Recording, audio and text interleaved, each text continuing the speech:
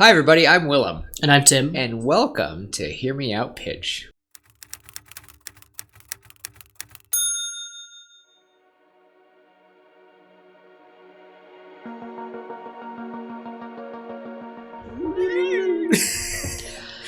Oh, welcome everybody, and for those new viewers, welcome to Hear Me Out Pitch. We are a podcast of two nerds who love to talk about movies, stories, and everything in between. And our goal is just to make better stories and prove to the higher-ups in Hollywood and other movie companies that we might have a shot at doing things better. So we do have a bunch of original content out there, so we hope you are enjoying that. And hopefully in the future, you will be getting straight up audio stories. Couple reads.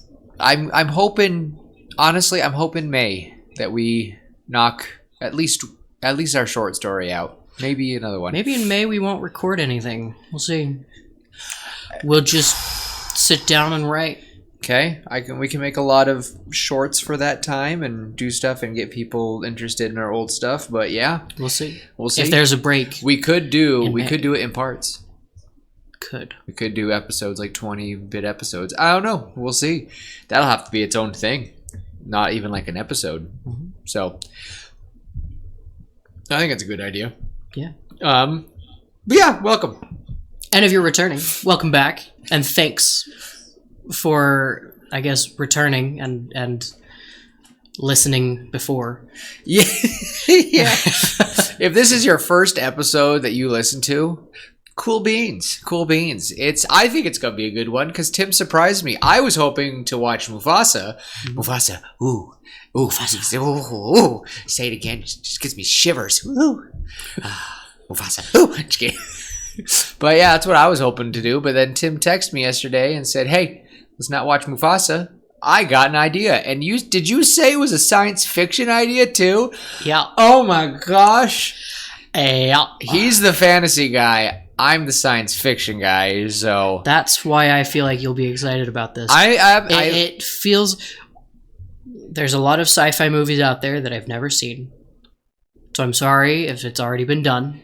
Well, I'll tell you, but we'll go with it. You know what? I think random tangent before we really start, though. You know what habit I really need to start doing? I need to write down as soon as I wake up from a dream. I've had so many recently that I'm like, damn, cricket.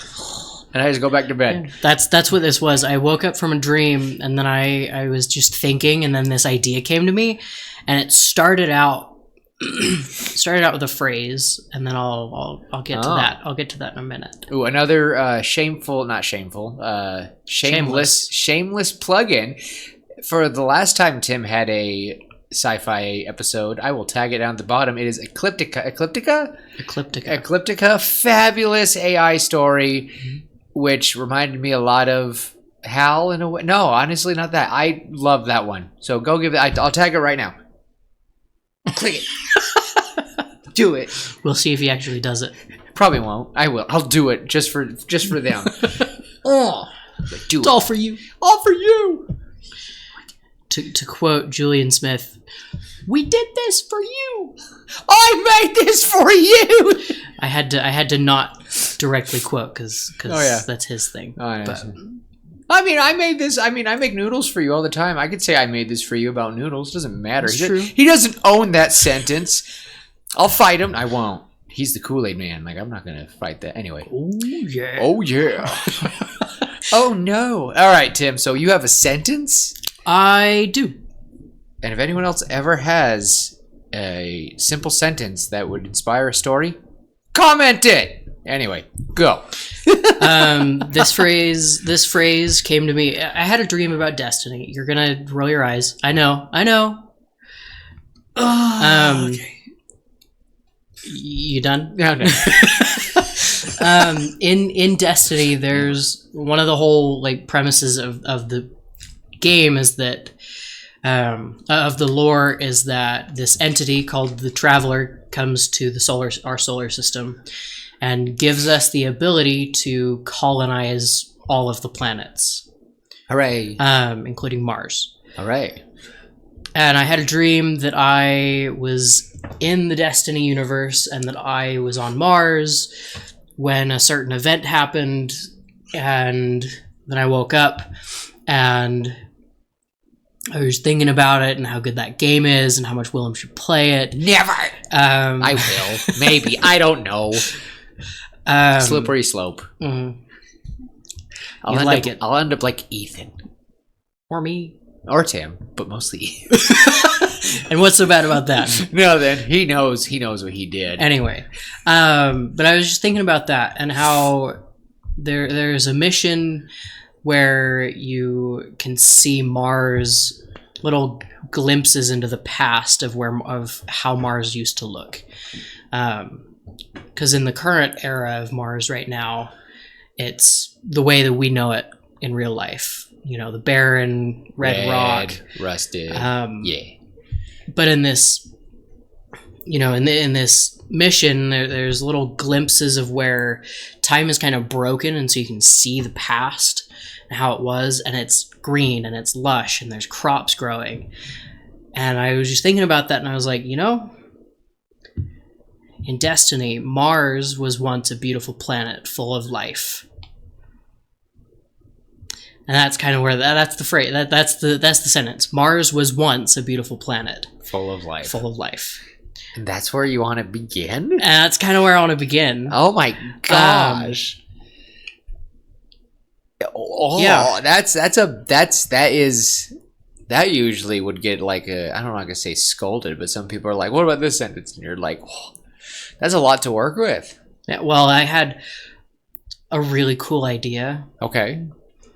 Basically, we'd have our opening credits, right? And we'd have our, the classic sci-fi narrator thing. Like almost like Neil deGrasse Tyson sort of thing. Mars. Second planet from the sun.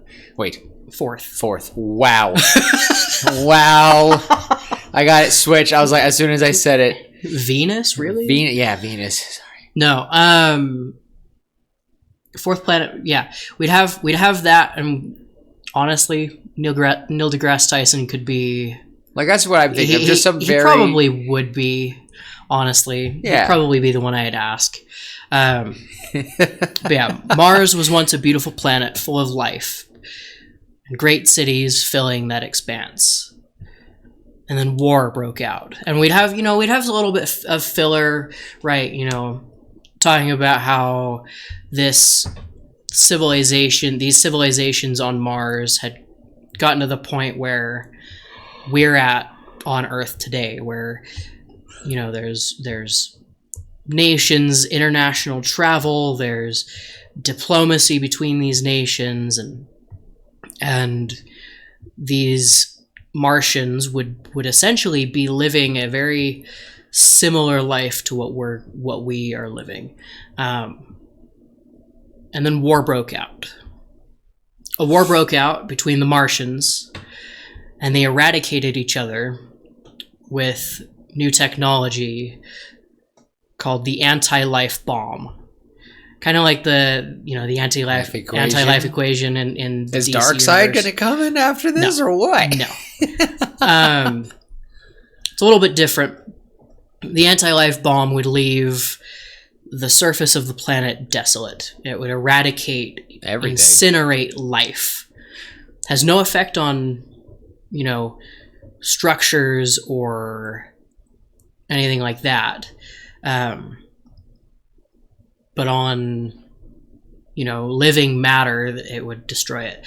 There's an episode in the Clone Wars, for those of you who have watched it, I think you know what I'm talking about, where the droid army comes to a very, very green and lively planet, little more primitive planet, to test a bomb of a very similar nature.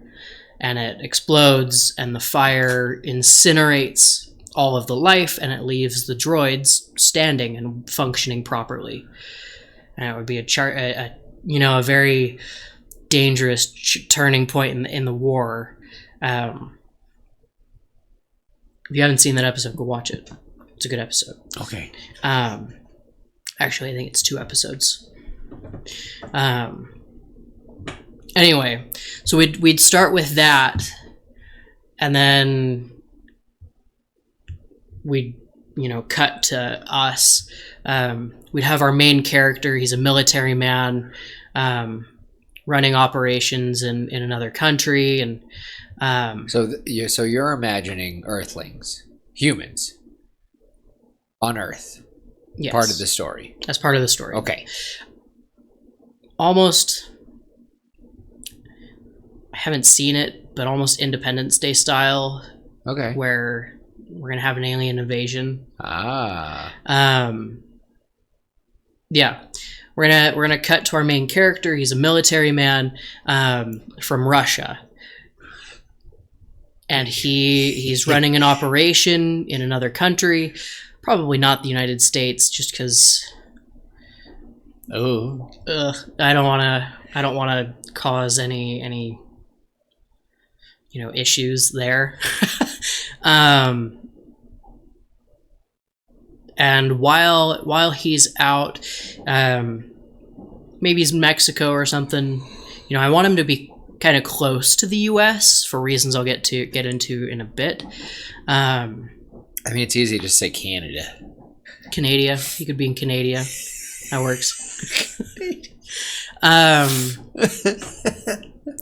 Anyway, he'll be doing some operation, some mission. I don't know what mission. I didn't get that far. I have literally a sentence plus 3 or 2 paragraphs written down. That's fine. I like working with that. But he would be running some operation, and then he'd finish the operation. We'd get to see kind of his skills in stealth and in being very precise with his gun, and then we would see him finish the operation and go to his hotel room where he'll lay on the couch and in English say something to the or in Russian he'd say something to the effect of another job well done, and he'll turn on the TV, and then we will watch as Russia is incinerated by one of these anti-life bombs. So I want to put something out there real bad. I want to call this. I want the title to be Red in some way, and especially now that you've incorporated Russia. This is what? This is another one of his kind of obsessions. What? What's wrong with Red? We got the Red Death. We've got the pirate ship. You guys commandeered. Well, no, but okay. Mars is red. Right. Russia. Well, and Russia was the great red country. You're feeding this. I know. I was thinking this could be titled Blazing Sky. Oh. So here's a thought of one. Okay, I wanted to just throw out this scene in my head, like a really brief scene. I want whatever Martians, whatever they look like, wherever they come from, I want them to obviously be different from us. Not by much, though. But one thing I am imagining is that this anti-life bomb leaves everything in a red, powdered, rusted mist, and that is what is covering Mars. Okay. And that is why Mars is red. I like it. It just turns into this red awful, and I want them to like. I like it, and we can have later when the governments do their thing. They could, someone could crack the joke. Jupiter has their big red spot. Now we have ours. Yeah. We're twins, separated by 2 other planets.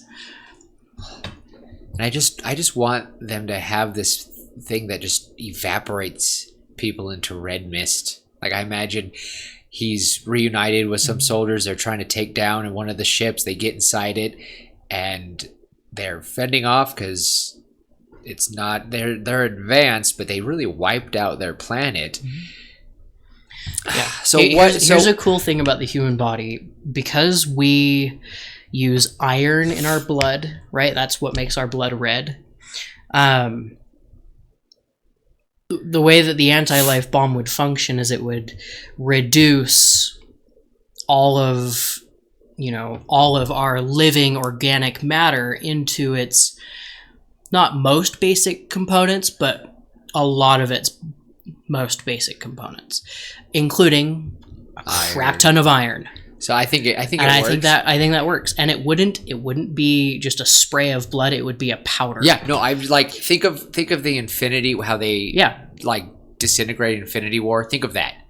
But a little more quick, a little more quick violent. and a little more violent. Like I imagine they have like this gauntlet and they're grabbing humans and it's just No. This is a bomb. Well, I'm talking like it looks like a nuclear bomb. And I want that, but I also want them to integrate that into their smaller weapons. They're so anti-life that they've found, because if you could make a miniature nuke gun, that'd be pretty nice. I don't know. Maybe it's just the cancer ray at that point. Who knows? I just want them to feel the pressure, but I would love for the realization that Mars is red, and it's not just, and they're like, oh, it's the iron, it's the iron planet. It's iron because everything was turned into iron. Everything living, like all of it was just, it's just. So where are the Martians? Where were they hiding all these? Okay, we'll get there. We'll get there. I was curious. I'm just curious. So that's just one thing. That was one big like reveal I would love to see. Is like Mars is red and it's not just. I like that idea. Okay, thank you. Blazing skies. Yeah. I like that. I haven't decided on a name for our character. I honestly my first thought was. You know what? I actually have. There's one. Dimitri could work. I was thinking Dimitri, but I want that you're gonna roll your eyes at me for this one. Hold on. Or our main character could have a respirator, and he's called Vlad the Inhaler. Stop. Sorry, I had to slip that one in there. But yeah. Anyway, he would watch as Russia is. Incinerated. And I chose Russia for a very specific reason. Going back to Destiny, the main place that humanity exists on Earth is Russia. It's called Old Russia. So kind of there, and it's just a very big country that it would be very intimidating if it just vanished. It was just gone. But yeah, he would watch that, and then we would cut. We would have a cut to black, and we could hear our main character swear in Russian because that's funny. And it would be like we'd have him.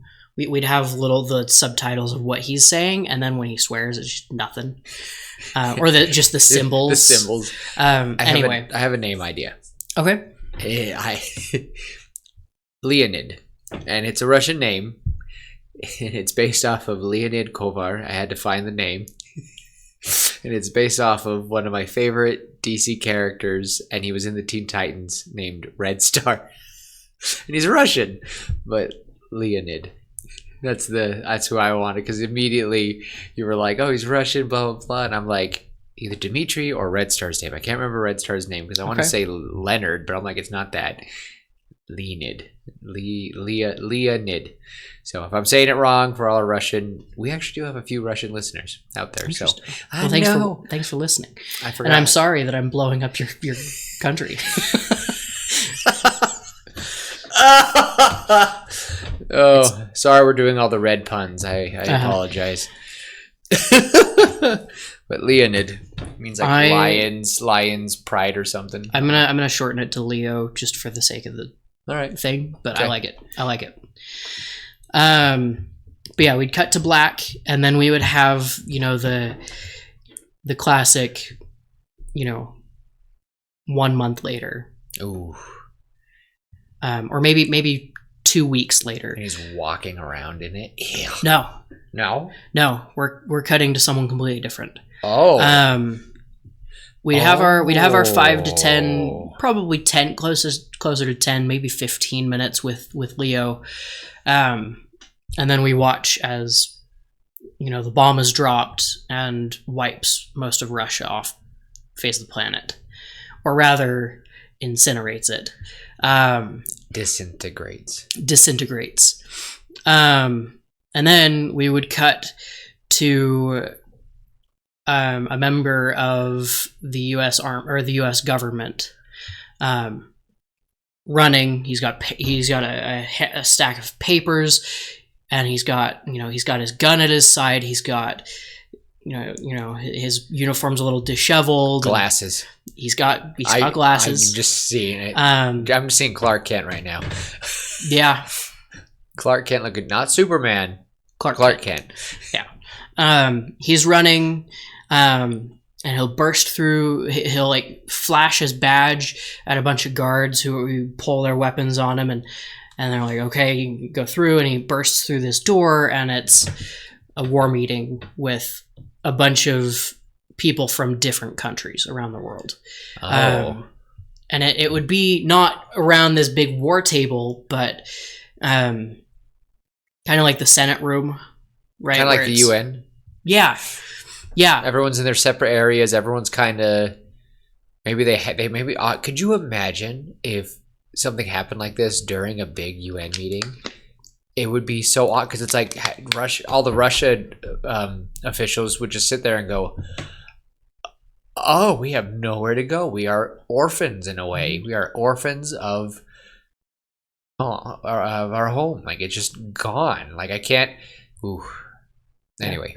Side note. Sorry, I forgot to mention when the bomb explodes, the camera would zoom in on the bomb exploding, and it would zoom out and look up into the sky, and we would see this massive triangular ship, more like a trapezoid, kind of flying in over.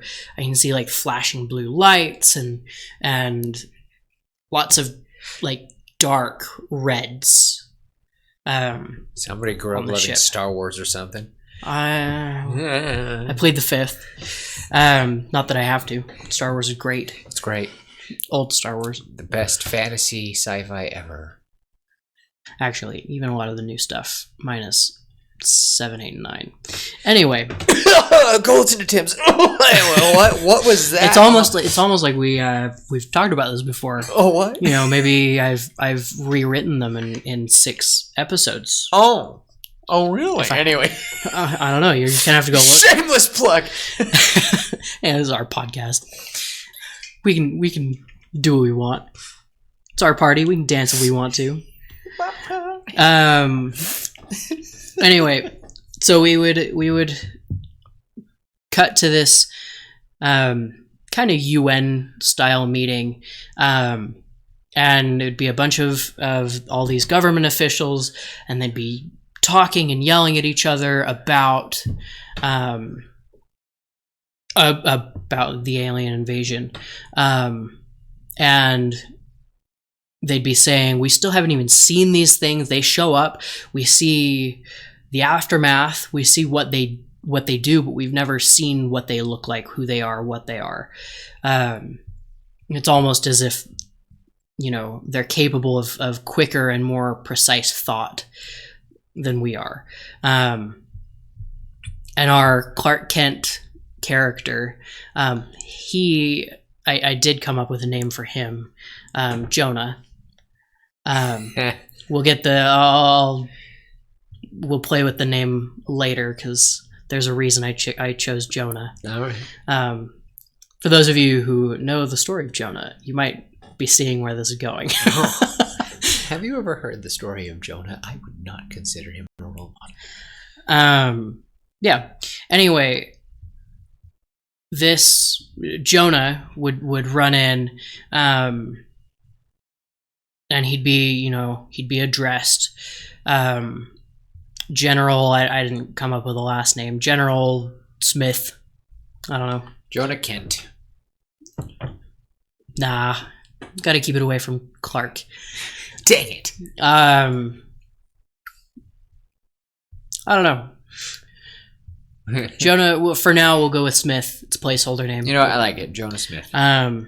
General Smith. Jonah Fisher. Oh. Maybe. That's clever. That's clever. That took me a sec. I like that. That was funny. I like that. Yes, General Fisher. I like that. We're going to go with that. All right. General Fisher, you're late.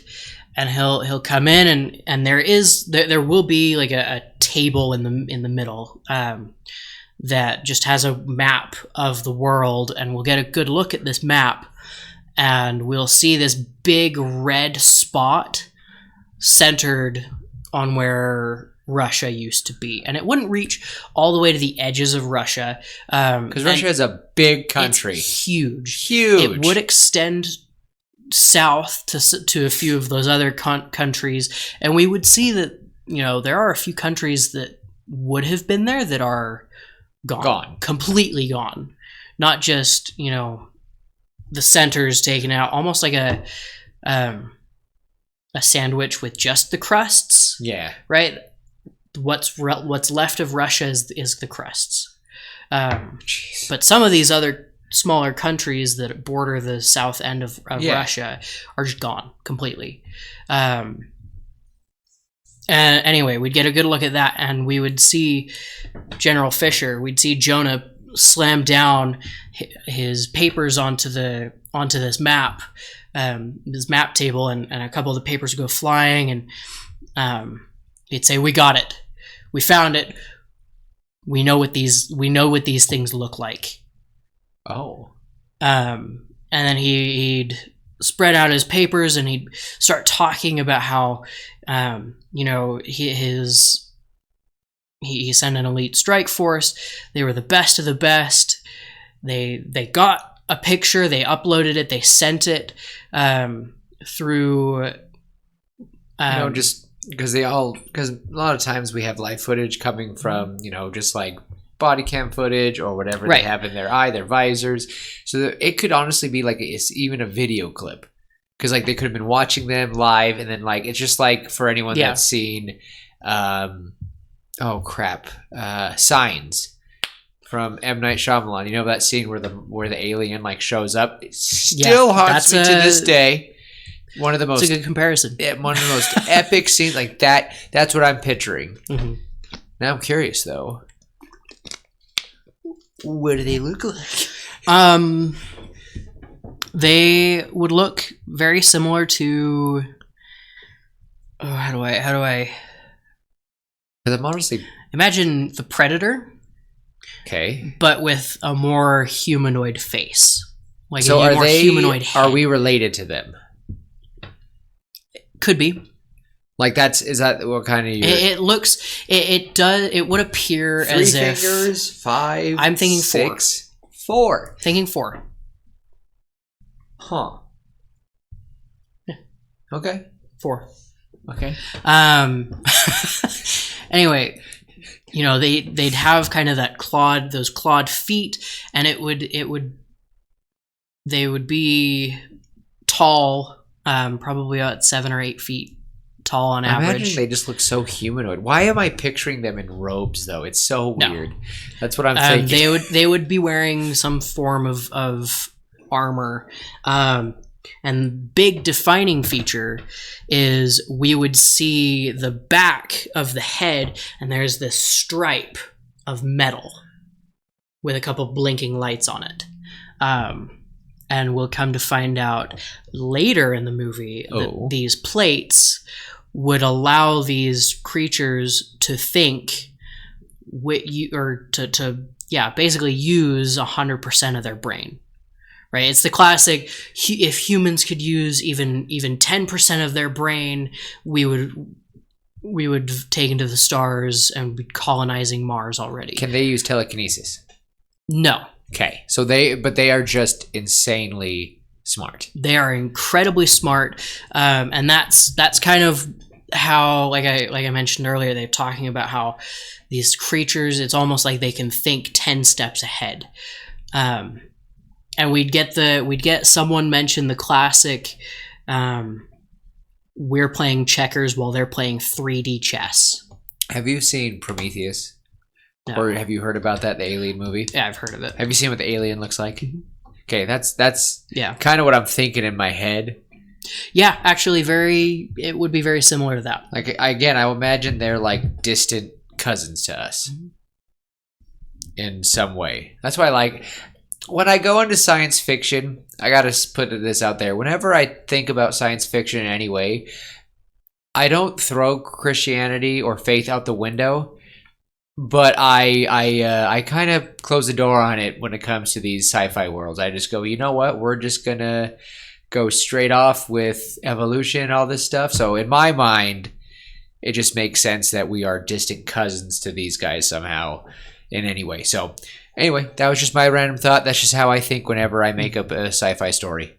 Except for Ecliptica. I was really, really adamant about a few things, but that was a lot of fun. Anyway, Ecliptica was good. Back to you, Tim, with the weather. Well, as you can see, it's dark. It's gonna rain. It actually, I think, is. I think we're supposed to get lightning tonight. I think we're supposed to get snowstorm. It is April. I know. 16th. I know. That's okay though. It snowed before. I know. We got snow in June a couple years ago. That was awesome. Freaked me out. Anyway, I'm so sorry. Anyway, I'm just trying to get an image in my head. So they are terrifying. Sorry, I just read my notes, and where I wrote a war broke, I read a water broke. A water broke. Like, wait, hold on. Not yet. Not yet. Not yet, Tim. A few more months. Ooh. Anyway, moving on. Indeed. Yeah, we would get this. He's basically just shuffling through, and all of these papers that he's got, it's just a stack of notes and he's like describing them and how his soldiers, when they fought this creature, you know, this creature was almost like this creature was able to almost determine exactly where the bullets would fly. It knew exactly where to strike. It knew who was the strongest and who was the most dangerous.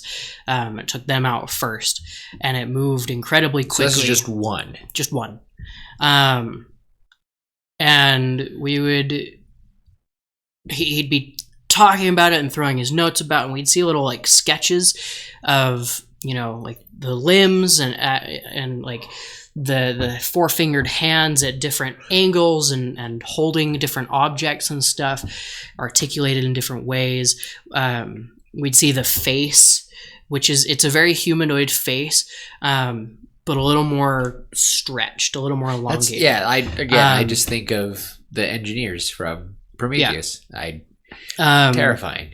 And it'd be like that, and we'd see the sketches all over, and then he'd pull out a flash drive, a hard drive, and he would plug it into the table just below him, and the screen would pop up behind at the back wall, behind the ruling members of whatever this UN style meeting would be. Whatever this is, at this point it's not even UN. It's just global. A global emergency. This is a global network. This is an attack on Earth at this point. It's like this is an attack on humanity. Yep. Anyway, we'd see the screen and we would see the footage, and it would be exactly that. The creature is like the Winter Soldier and Captain America just tearing through soldiers. You're just like, what is happening? The creature would be dodging, and it would take a bullet to the chest, but the armor it's wearing just like it bounces off, without really phasing the creature, and it would just, we'd hear the screams, and we would see the running. And see the soldier wearing this kind of almost body cam thing. He'd pull out this little box thing and he'd start fiddling with it, and he'd be panting and talking to himself and saying it's okay. They're not dead. They're just asleep. I'm okay. This isn't real. It's not happening. I'm in a dream. I just need to wake up. And he'll be talking to himself while he's fiddling with this, and he'll get it open, and it'll be like this transmitter thing, and a little antenna will pop out, and we'll see him, reach for the dash or for the body cam and grab it, and then it'll turn off. And that'll be where it ends. And then, Jonah will say, we don't have the actual body cam. All we have is this footage. He successfully linked it up to the emitter. We lost a lot of good men. That entire elite force is gone. And then chaos would break out. Everybody starts talking over each other and asking questions, and a couple of the members would start talking about how this was our best, and that was one of their soldiers. We're doomed. How have we even lasted a full 2 weeks? And at that point, someone would point out they haven't really attacked. They're just sitting in that desolate wasteland where Russia used to be, and they appear to be building something, setting something up. Very, very large structure, probably maybe the size of the Empire State Building, but twice as about as tall as the Empire State Building, and maybe twice as wide as the building is tall. Very, very big structure, and they're building it quick, but we still don't know what it is or what it does. And people they'd keep talking and talking, and then one of the members who is wearing a red star would stand and say, how are we gonna combat this? We have to try. My homeland is gone. Oh, is this Leo? Oh, no, this isn't Leo. This is just some old guy. He's talking in the Russian accent, and how are we supposed to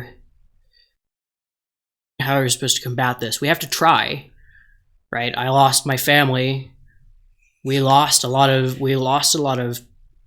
people. We lost a good 10% of the global population.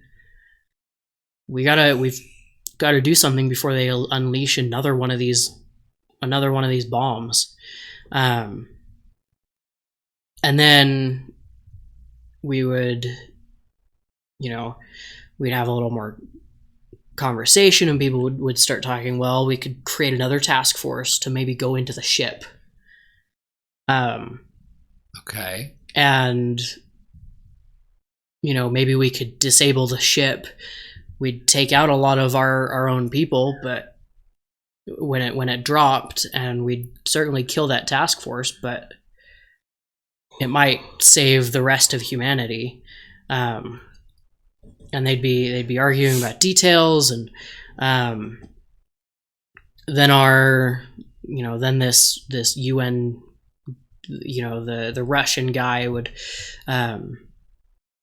say something to the effect of, well, I don't know who would lead this mission, but I do know someone who should be on it. And then we'd cut back to our main character. We'd cut back to Leo,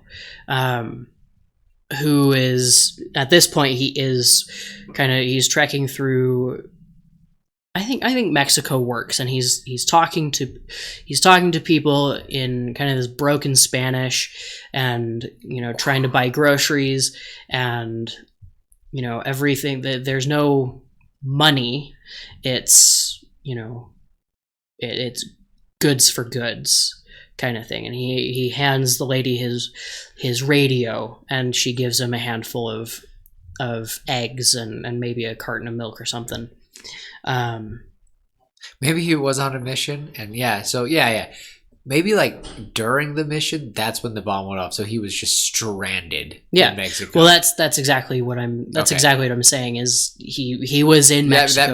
That makes more and to like be in the middle of like a jungle, and then it just cuts off. And maybe that mission that he was on, it could be a strike at a cartel or something that was kind of encroaching on Russia's space. Could be a lot of things with weapons or something. I don't know. We don't really need to know. I think he should have a task force with him, a group. Maybe. I think if he's someone of the military, you should. I think a group would be good, and I think maybe because of the lost connection, he lost a few men during this raid, and then after they evaluate, they get everything together. They're like, what the heck went wrong? What happened? And when they finally trudge back to the city, they've lost a few comrades. They're really sad. They stumble in like a little shanty, little bar, and all they see is just. And that's when they see it. They see the red scar. They just see it, and they go, "What in the world? Is that Mars?" Nope, it's Russia. Ew! Could you imagine? Everyone's looking at footage, going, "What you see before you is not the surface of Mars. This was once St. Petersburg. This was once the Kremlin. Like, it is gone. It is just this was Kiev. This was insane. It'd be terrifying." Yeah. I do want a scene of him. Like I think maybe when they call him back, maybe I just want the scene of him kneeling in the middle of it. Maybe that's when they lift them back, they get connections back, and he's back. 2 weeks later, there's stuff in the UN, and then maybe like 1 week later, we see him and his platoon finally touching down, and they all get out and they just get down. I think we'll have that scene later. Okay. Either way, I just want that scene of him touching. Russia, the great red country, is now a great red scar. It's like, oh my gosh. So, yes, we're playing with a lot of red today. Fight me. I should have worn red today. Dang it. I'm not either. I'm wearing a very confusing shirt. But yeah, so we'd cut back to Leo and he'd get back to his sorry, I'm done. He'd get back to his his group of comrades, and they'd be in this hotel room or whatever in just some home. Just somewhere in Mexico. They don't belong. Building. They don't know what they're doing. It's just like, what's going on? They don't have, so maybe this is the point where they're trying to get back or build connection or whatever. Yeah. Okay. But then they'd be talking and then one of the guys would mention something about how this task force took out. They can name some random cartel. They took out the bosses of this cartel. They can take on these aliens. And then we could hear a voice from the back of the room. A woman say in perfect Russian, You underestimate these things. They are a lot more dangerous than you give them credit for, even for having destroyed your country. And then a woman, I'm kind of imagining like Emily Blunt, probably because of Edge of Tomorrow. Oh, okay. Okay. But she'd step out of the shadows and then start talking in English, or maybe we'll keep it in Russian, and she'd just be talking to them about how she's got a mission, or the United Global organization, we could come up with a much better name. Much better. Has decided that there is a task force that is going to try to take out these aliens, and we need the best of the best.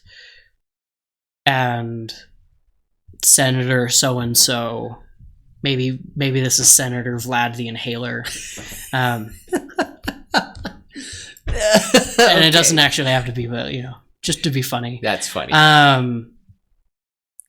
Recommended that you do it, as you have the skills and training and the know-how to take down entire governments on your own. And when you're in a group, that force is multiplied. And then, long story short, she'd bring them to the US, where they'd be introduced to another small group. And this would be kind of that classic ragtag, the best of each country. We got some from China, we got some from Japan. Like I'm imagining like the Atlantis group. Yeah, right? Like they're all just misfits. They're all different. We just have all these like top groups of all these people who probably in some instances they've clashed before. Some crime lords, right-hand man from Colombia, and some really just people that you would never want to see in the same room. You're like, oh my gosh, yeah. Just a bunch of these people that and they'd be introduced as what they are, right? Crime lords, right-hand man from Colombia. We would have maybe a village warrior from some country in Africa where he's, and we could have some Chinese hacker. I know stereotypes, but like you do a lot of stereotypes. I do. It just kind of makes sense, right?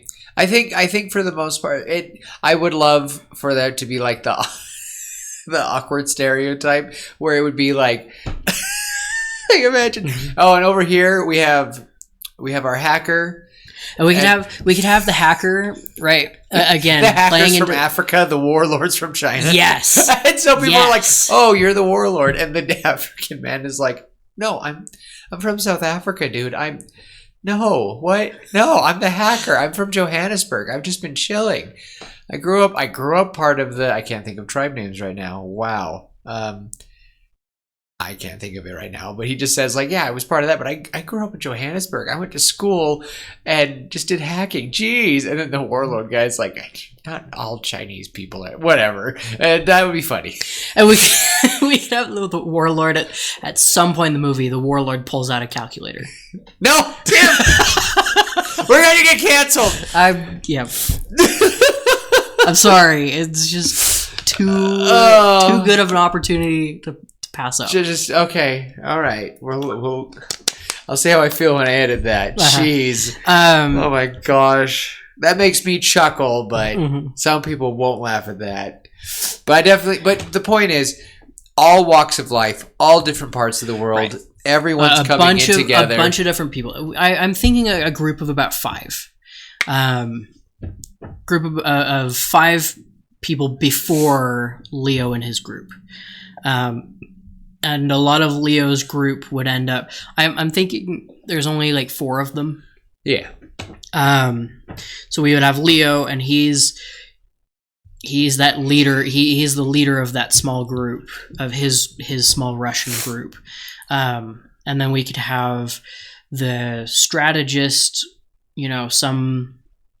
This could be Dmitri, some strategist guy that. He's just really good at seeing all the angles. Kind of like Louis in DuckTales. Oh, he just sees the angles. He understands it. And then we could, the other 2 would be left behind. They're kind of that support. So we'd have our group of 6. Or 7, our group of 7. Good number. It's a good number. And yeah, we would go with that. And I have the end of the movie in mind, but that's about as far as I got. I think we're trying to not really say our endings because our goal is to kind of give like meat and bones, do a discussion, and I have an ending for this one in mind. All right. That we'll get to. Okay. But do you want to tell them? Yeah, I think so. You want to tell them the ending this time? Yeah, I think so. Oh, you don't want to surprise them? You don't want to type it out? No. I think we can tell them. They can give us some pointers and ideas. Okay. Please. If you have ideas. Because there's definitely a few scenes I'm thinking about. And okay, because we definitely need meat and potatoes. So I am curious though. What is the ending? The last about 30 minutes of the movie would end up, or the last 45 minutes would be kind of that meat and potatoes. It would be the climax of the movie. The first 15 of that would be them trekking through Russia. They'd find one of these aliens. They'd fight them, maybe lose one of their members, and they'd kill the alien. And it would be super close. Maybe Dimitri's arm is broken, and we could see our tribal warriors got his weapon is busted, and maybe he loses a finger or two or something. When you say Dimitri, do you mean Leo? No. Okay, you have Dimitri is the backup. Okay, the Russian backup guy. one. Okay, Dimitri is the second. I just want to make sure. I was like, wait a minute. No, Okay, Leo would be fine. Leo would be the one who finally he puts the bullet in the alien's head. Are they able to take that? Well, off? that's what they would do. Is they would attempt. Leo would go up, and the bullet will have gone straight through the head, and it would have hit the plate, but the plate is intact. The plate is fine. So the bullet is. Oh, please don't. The plate would be. It would have just stopped the bullet, and so he'd grab his knife and he'd start trying to pry it off, and the bullet would fall out, and it would just be this flat disc, kind of like when you shoot a wall. Yeah.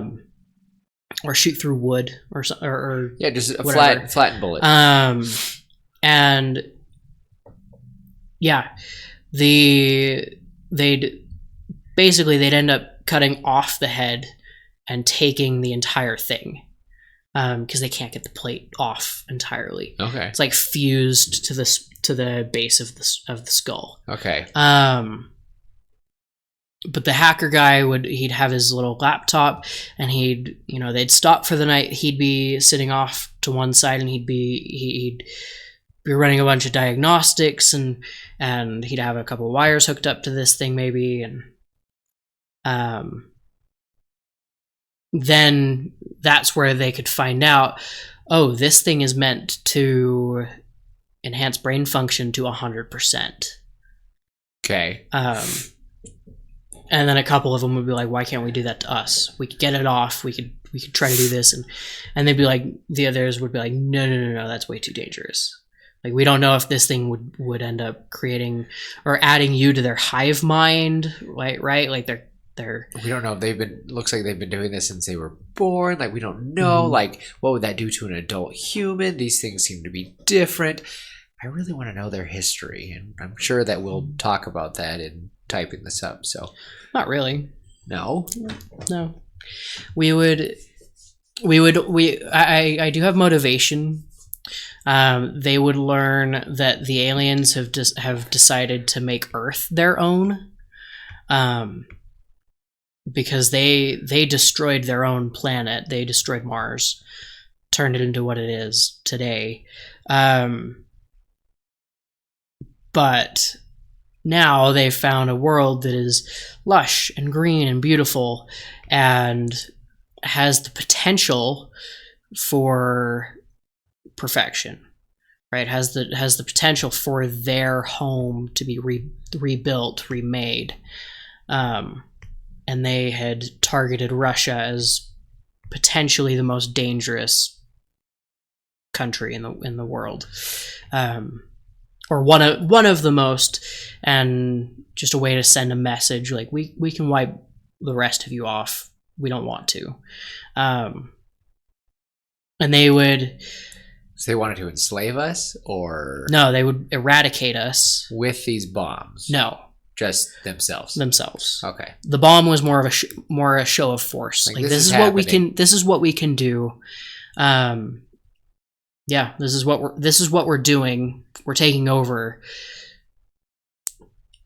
You know, deal with it, kind of thing.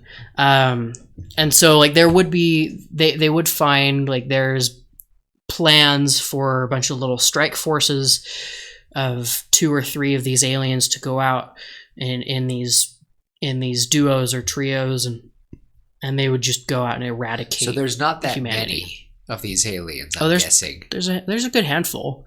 The soldiers, no, there's maybe 100 soldiers. Okay. And we would find like there's only about 100 soldiers. So they're like Beta Ray Bills, just these. You don't know what that is. No, I don't.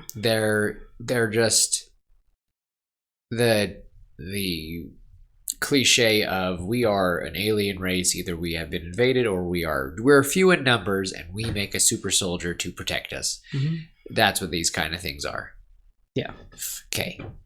And we would find out that they have a short range teleporter. Short range being planet to planet, yeah, as opposed to I'm teleporting from Pluto to Earth. It'd be more like I'm teleporting from Earth to the Andromeda galaxy.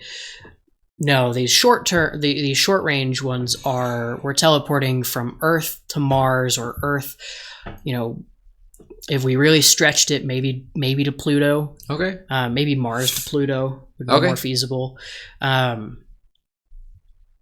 But that's what this big structure is in the middle of the desolate red dusting of Russia.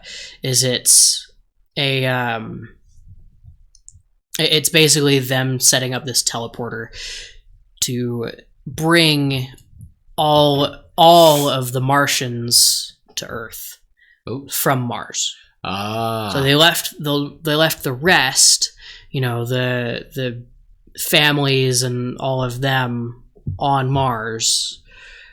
Where have they been living? Underground. Okay. I've kind of been imagining like they got to the point with their civilization, with how advanced they were, that like they had gotten to the core of the world. They'd gotten to the core of Mars and had built all these fantastic structures underneath, and the people that survived are the only ones that survived were the ones that had been deep enough within the core of the planet that these anti-life bombs didn't have enough range to get them. Okay. And so slowly over the last couple hundred years they've been rebuilding. I'm imagining like it's probably been 300 or 400 years since the Martians destroyed themselves. And because then we could have the classic, mythology, the angels came from heaven. Yeah. It was really the aliens just coming to check to see if Earth was habitable or whatever. We've got all the cave paintings of different. So they have visited things. Before. Yeah. Okay. I mean, they're if they're advanced enough to bore to the center of their planet, I think they have the ability to travel between planets. Oh, I imagine their eyes are just kind of like they have to wear these. They're kind of like I'm imagining they're kind of glassy. Yeah. They're kind of blind. And the sun would just fry their eyes, so they have like permanent like sunglasses over their heads. Yeah. Are they beautiful, or are they mole-ish because of their being underground? Neither. They're just kind of there, I guess. Okay. They're different enough. It would be hard to mistake one for a human. Okay. But it's possible. Anyway, where were we? We were at kind of the ending. They've received. Right. They received one of so the that heads. first 15 minutes of the end would be them trekking through, and our hacker would discover that, they're using 100% of their brains. That's probably giving them the ability to probably see slightly into the future, just kind of triangulating, guessing, determine what's going to happen. And we could totally have math. We could totally have a Vin versus Zane moment where Leo's like he's predicting everything I'm doing. I need to turn my brain off. And so he just acts. Like he doesn't think about what he's going to do. He just acts. Does it. For anyone that's played God of War. Heimdall. Yep. Fabulous scene. Yeah. Yeah. And then they would get to it. They would leave the hacker and the warrior and probably Dimitri. Sorry, Jonah is also on this team. I should have mentioned that. He's the note taker. But they would leave Dimitri and the other two on in Russia to disable this teleporter using the mind plate of this alien they killed. They'd hook it up and kind of just try to, I don't know, overtake it, kind of power surge in a way with knowledge, if that makes sense. I don't know. I haven't thought that far ahead. Like I said, this bit I'm kind of making up on the fly. I've got little bits. Scribbles. I've got scribbles of how I want it to kind of function. Tim is pulling a Willem at this episode. It is nuts to see. He's like, I'm just going with it. I'm like, who are you? But yeah, and then they would take a small rocket. Not a rocket, more of a... because the ship is right above this area. Again, it's probably the Independence Day style, kind of like that big of a ship, just sitting there above Russia. And they'd go up it'd basically be like this, just a transport pod. The rest of the team, they could go up. Probably, I'm imagining it's probably about the size of your living room from the table on. So they can fit a small amount. You mean 100 yards? Oh, this is an immaculate large room. I'm just kidding. No, it's like small. 30 square feet. Yeah. But yeah, they go up. They would encounter a couple aliens, and at this point, it's like the aliens didn't anticipate a group of people actually making it this far, and they've been super stealthy. And anytime they've been spotted, they have lost a member. And so at this point, there's only a couple left. I'm thinking Leo, there's Jonah, and maybe one other guy. Okay. And so yeah, now they're in the ship. They've got to sneak around. Jonah and Leo are talking about, they're trying to strategize with this other guy. And they're just trying to figure out, we got to get to we gotta explore the ship, find a way to send this ship back to Mars or destroy it. And they would discover that the ship is equipped with we've seen what the anti-life bomb looks like. We as the audience. We the audience have seen what the anti-life bomb looks like. But our characters have not seen them yet.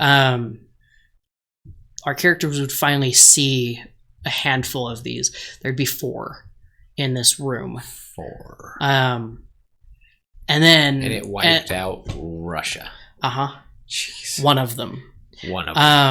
They'd find 4 in this room, and they'd kind of start freaking out a little bit, like, this is it. Like, these are the things. There's 4 of them.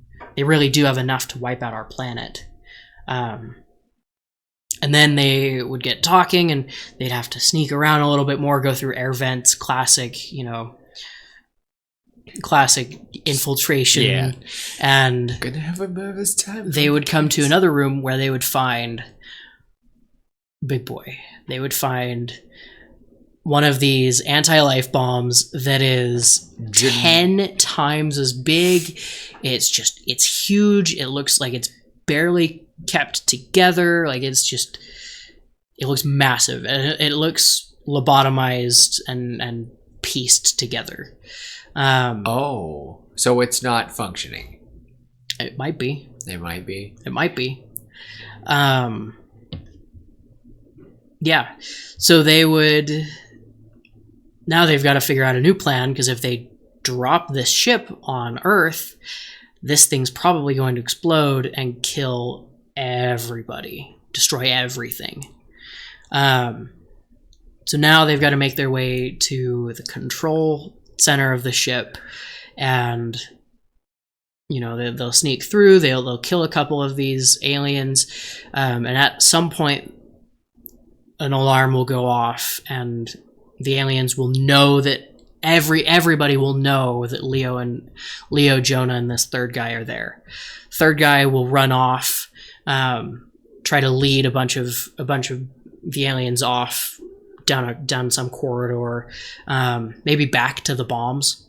Try to detonate. Maybe he's going to try to detonate one of the smaller ones, and then while Jonah and Leo are left to make it to the control room, where they'll get there, and they'll find, there's a handful of aliens in here. It'll be a hard fight. I'm thinking Jonah will almost die, and he'll be like severely injured. Same with Leo; they'll both be really injured, and Leo will take they'll kill the 3 or 4 aliens in here, and Jonah will say something to the effect of, "I can fly it into Mars and destroy Mars. It'll be gone for good, but it would save humanity. You've got to get out of here with my notes. I'm not going to make it." And Leo would say something to the effect of, "No, we're a team. We finish this together." And then he'll pull out a short range transmitter box, just like the one we saw in that clip at the beginning, and he'll take his body cam and he'll stick it in there and hook it up, and take Jonah's body cam and stick it in there. Also, this is kind of where the Jonah name makes sense. Like, he's in the belly of the beast. Yeah. And Leo could make some comment like, "You really are like your namesake, right in the belly of the beast." Boo. I like it. But yeah, and then we would have a couple aliens come in, and Leo will have already started piloting the ship, while Jonah has taken up one of their guns and started blasting them, and we'll watch Jonah die.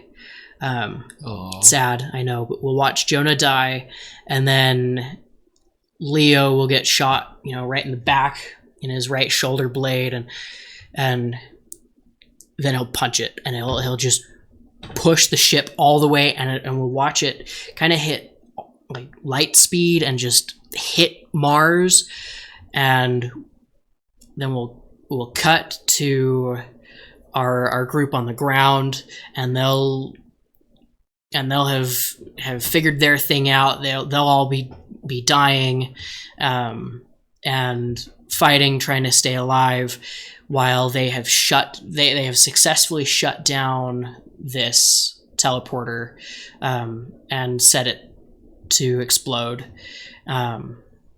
And they'll look up and watch the ship fly off, and it'll all be kind of cut in and out of each other. And then we'll cut back. We'll cut to another group who is monitoring Mars, because that's where these aliens came from. And they'll watch the ship slam into it and explode, and Mars will be gone. Gone. And we'll watch as the little bits of Mars are thrown all over, and then over the course of 100 years or so, we'll see some rings form around Earth, and maybe a couple around the moon, and Saturn will get even more rings, or maybe the asteroid belt will just be added to or something. And that'll be the end of the movie. I honestly think the idea that a piece of Mars will come to us and it will become a red moon. I like it. So it'll take years and years. There's definitely, we do not have time, because oh my gosh, I have so many ideas, and I know that people are going to be like, well, Will, why didn't you say nothing? And I'm like, well, sometimes it's better just to hear it, and then me and Tim will hash it out, and we'll maybe put this out there. But I had a lot of points I would want to get across, and a few ideas about I've thought about a lot about the meat and potatoes, but all in all, I like it. What'd you call it? Burning skies? Scorched skies. Scorched skies. All right. Okay. And I think the reason it's called Scorched Skies is I think this whole operation to destroy the ship would be called Operation Scorched Skies. All right. It's a very classic naming. Yeah. I like it. Thing, but I like it. I think there's a lot to be done here, and I would love to be like, oh, let's go into it more, but it's late. Someone has a wife they got to get back to, and unless you're married. Yeah. I'll tell you guys, it's one of my favorite things is when I have many married friends like Tim. My favorite thing though is when they will say, oh, I'm going on a date this Saturday, or they'll go, I'm going on a date this weekend, we're having a date night, and I go, oh, who would? If they don't specify it, so, and of course I know who it's going to be, but I love the looks on their faces going. So, but anyway, I like it. I think that it was a love letter to a lot of the alien sci-fis. I think there's a lot that we could do to definitely build on it. I definitely think I have a few ideas I want to run by you, but I definitely want to make this into a audio story. I have a few ideas, and I have a few people who I know who could definitely help us with the Russian. So yeah, that was awesome. Good. I thought you'd like it. Did. It's a sci-fi story, and I know you like sci-fi. I did. My brain is like firing. This is one that I was like, I'm actually kind of proud of this idea. It sounds cool. Like it is cool. I would watch it. It is cool. I think again, we'll talk. We'll talk. I have a few ideas, and if we had more time, I'd totally go into it. But at least I got to hear it, and I liked it. So we'll definitely build more into it. So.